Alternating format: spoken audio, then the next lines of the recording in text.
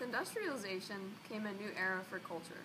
Prior standards of acceptability became obsolete as the working class gained more power. The rise of unions came amidst a background of corporate abuse and mistreatment of workers, including but not limited to children.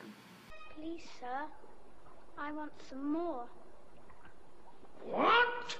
Particularly high in demand was steel, allowing the steel industry to flourish under new production methods. The success of the steel industry, along with the motor industry boom, enabled the car industry to take off as well.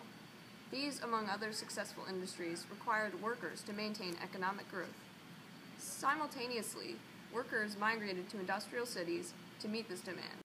Immigration from other countries also expanded the workforce. The labor contract law allowed employers to pay for the passage of workers and deduct the expense from the workers' later pay. The great influx of foreigners heightened ethnic tensions within the working class because immigrants were willing to work for less.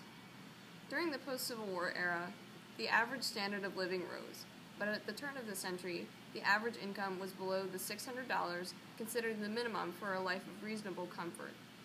Furthermore, the demand for skilled artisans and laborers dropped as machines and new technology gradually took their place across various industries. To combat these threats to labor, the labor movement began.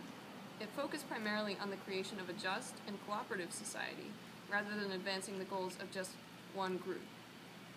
From the labor movement came the rise of unions. Workers banded together to form collections of workers who fought unitedly against injustices. Their strength resulted from safety in numbers.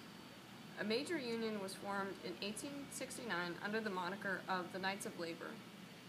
Their success came in part from their acceptance of women and blacks into the Union. Following the Haymarket Strike in 1886, however, the Knights of Labor were accused of causing the violence, and this claim significantly hurt their establishment.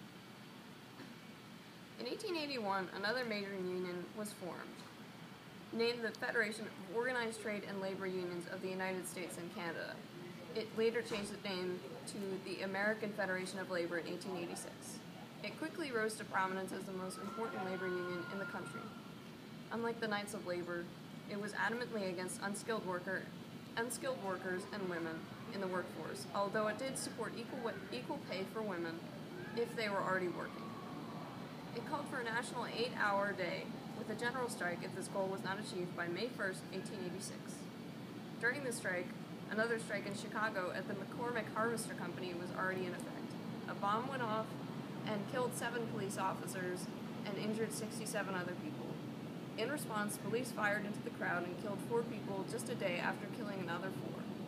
Mass hysteria led to a kangaroo court trial of 8 anarchists accused of inciting the violence.